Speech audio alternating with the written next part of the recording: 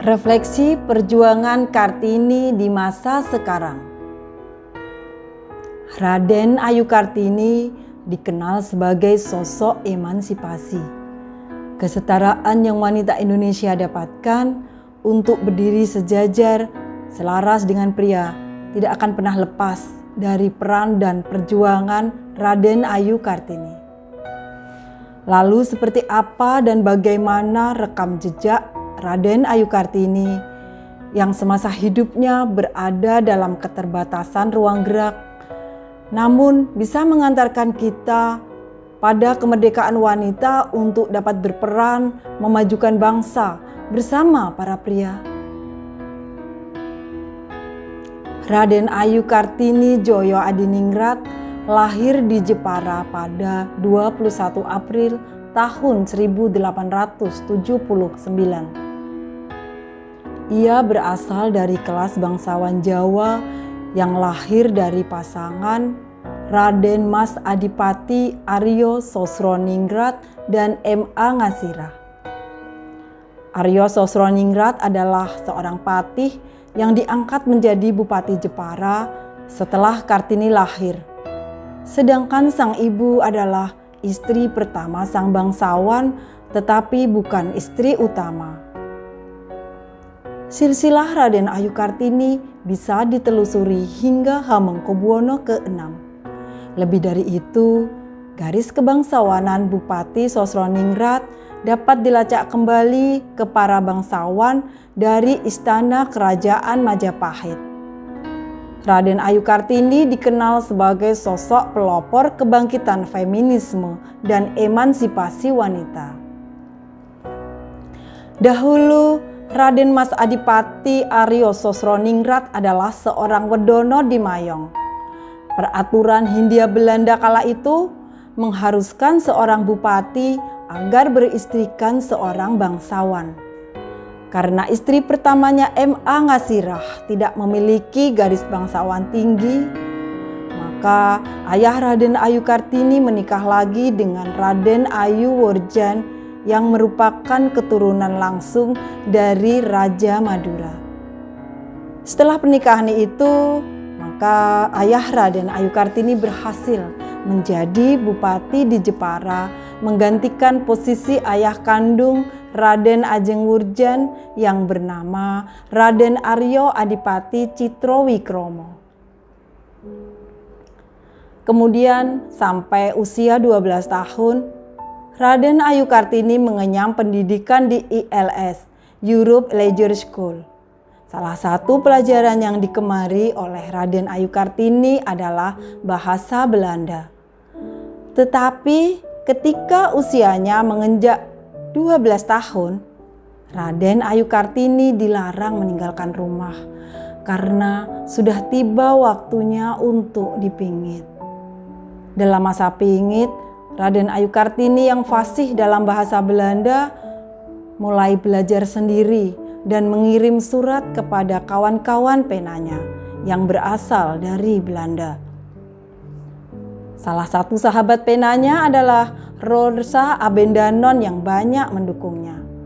Dari koran, buku-buku, dan majalah Eropa, Raden Ayu Kartini mulai tertarik pada kemajuan berpikir wanita Eropa atau feminisme modern. Dari sanalah muncul keinginannya untuk memajukan pemikiran wanita pribumi, karena menurutnya wanita pribumi di era Hindia Belanda berada pada status sosial yang cukup rendah dan terbatas. Baik dari surat-surat maupun buku-buku yang ia baca, Raden Ayu Kartini selalu membaca dengan penuh perhatian dan fokus sambil merangkum dan mengutip kalimat yang menurutnya penting dan menarik. Kepeduliannya tidak hanya terhadap masalah emansipasi wanita, tapi juga masalah umum dan sosial. Kartini menatap perjuangan wanita supaya bisa mendapatkan kebebasan, persamaan hukum, dan otonomi. Raden Ayu Kartini menulis banyak pemikirannya pada surat-surat tentang kondisi sosial di era Hindia Belanda. khususnya membahas kondisi wanita pribumi. Mayoritas pemikirannya yang tertulis di surat-surat berisi gugatan dan keluhan, terutama yang berhubungan dengan budaya Jawa yang menurutnya sebagai faktor penghambat kemajuan wanita. Dia ingin wanita pribumi memiliki kebebasan hidup, menuntut ilmu, dan belajar seperti pria. Surat-surat yang ditulis Raden Ayu Kartini juga berisi keinginannya untuk mendapatkan pertolongan dari luar. Ia mendeskripsikan penderitaan wanita Jawa karena terkekang oleh adat. Adat yang dimaksud yaitu tidak bebas duduk di bangku sekolah untuk belajar dan menuntut ilmu, harus dipingit dan diharuskan menikah dengan pria yang tak dikenal di usia muda karena dijodohkan oleh kedua orang tuanya. Surat-surat Raden Ayu Kartini banyak menjelaskan tentang banyak hambatan yang harus diselesaikan ketika berkeinginan untuk menjadi wanita Jawa yang berpikiran lebih maju. Meski punya seorang ayah yang tergolong berpendidikan, karena sudah memberi pendidikan pada anak-anak wanitanya meskipun hanya sebatas umur 12 tahun, tetap saja pintu untuk kemajuan berpikir masih tertutup. Dalam surat, sang ayah juga diungkapkan begitu mengasihi Raden Ayu Kartini. Sang ayah juga memperbolehkan Raden Ayu Kartini mengikuti pendidikan guru di Betawi. Meskipun sebelumnya tak memperbolehkan Raden Ayu Kartini untuk melanjutkan belajarnya ke Belanda atau untuk masuk ke pendidikan kedokteran di Betawi. Tapi pada akhirnya Raden Ayu Kartini terpaksa membatalkan impian yang hampir tercapai tersebut. Dari kumpulan surat tertulis banyak kekecewaan dari para sahabat penanya. Impian dan rencana untuk melanjutkan studi ke Belanda akhirnya harus beralih ke Betawi saja. Ini terjadi setelah Nyonya Abendanon menasehati Raden Ayu Kartini bahwa itulah keputusan yang terbaik bagi Raden Ayu Kartini dan adiknya Rukmini.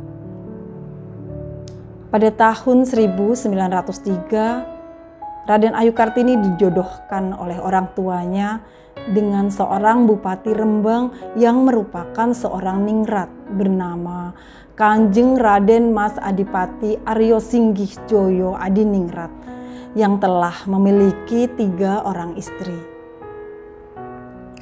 Saat menjelang hari pernikahannya, penilaian Raden Ayu Kartini terhadap nilai-nilai di adat Jawa mulai melunak dan menjadi lebih toleran. Ia berpendapat bahwa pernikahan akan memberikan berkah tersendiri agar bisa mewujudkan impian untuk mendirikan sekolah bagi para wanita pribumi di era Hindia Belanda. Pernikahan Raden Ayu Kartini dan Adipati Aryo Singgih dilangsungkan pada tanggal 12 November 1903. Selepas pernikahannya, impian Raden Ayu Kartini untuk meneruskan studi menjadi guru di tanah Betawi pun sirna.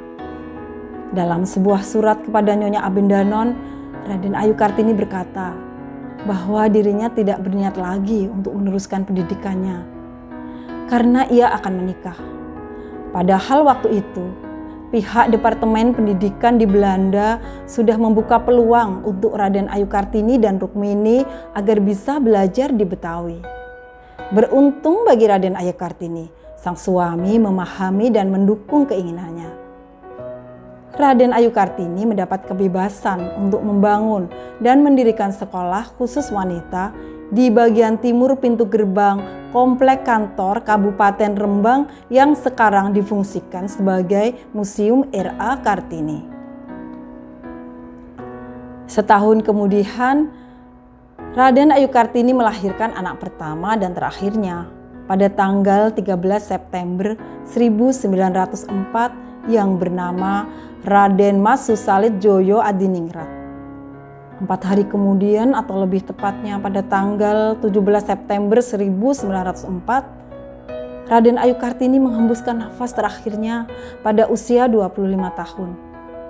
Jenazah sang pelopor emansipasi wanita ini kemudian dimakamkan di Desa Bulu, Kecamatan Bulu, Kabupaten Rembang. Setelah wafatnya Raden Ayu Kartini, seorang pria Belanda bernama J.H. Abendanon yang kala itu menjabat sebagai Menteri Kebudayaan, Agama, dan Kerajinan Hindia Belanda mengumpulkan surat-surat yang pernah ditulis oleh Raden Ayu Kartini kepada sahabat penanya kala itu. Dari situlah awal mula penyusunan buku dengan judul yang jika diterjemahkan menjadi Dari Kegelapan Menuju Cahaya atau lebih dikenal dengan Habis Gelap Terbitlah Terang, yang selanjutnya diterbitkan pada tahun 1911. Berkat jasa-jasa Raden Ayu Kartini, Presiden Soekarno menetapkan Raden Ayu Kartini sebagai pahlawan kemerdekaan nasional melalui keputusan Presiden Republik Indonesia nomor 108 tahun 1964 pada tanggal 2 Mei 1964. Bahkan Presiden Soekarno sendirilah yang turut menetapkan hari lahir Raden Ayu Kartini pada tanggal 21 April untuk diperingati sebagai Hari Kartini hingga masa kini. Gelar pahlawan yang ada pada Raden Ayu Kartini adalah bentuk sebuah penghargaan dan kegigihan Raden Ayu Kartini dalam mewujudkan impiannya membuka pintu gerbang bagi kaum wanita untuk merdeka dan berdikari. Jika dulunya pembangunan dan kemajuan hanya menjadi peran pria, berkat tekad Raden Ayu Kartini menegaskan bahwa wanita juga mampu. Kini wanita dapat memeluk kebebasan untuk berkiprah dan bersuara. Kini gender bukan lagi batasan bagi siapapun, baik pria maupun wanita, untuk berkarya. Wanita tidak lagi hanya berada di rumah dan urusan dapur. Wanita masa kini memiliki peran yang sama dalam membangun bangsa. Sudah banyak wanita Indonesia yang mengibarkan namanya atas prestasi, kedudukan, dan perannya dalam memajukan bangsa. Wanita telah berada pada segala lini profesi dan kedudukan yang sejajar dengan para pria. Mulai dari tenaga medis, tenaga pendidik, atlet nasional, aparat sipil negara, hingga para pimpinan perusahaan bergengsi. Wanita berkarir tidak menjadi hal yang asing lagi. Bahkan salah satu Presiden Negara Republik Indonesia juga pernah dijabat oleh seorang wanita. Selanjutnya, tinggal bagaimana kita, generasi penerus bangsa, memaknai Hari Kartini. Bukan hanya tentang memperingati sebagai momen seremonial semata, tetapi sepatutnya kita, kaum wanita, harus mampu melanjutkan semangat Raden Ayu Kartini untuk bisa maju, melawan keterbatasan, belajar dari pengalaman dan segala sumber pengajaran, serta ikut berperan membangun peradaban yang lebih baik. Selamat Hari Kartini tahun 2021.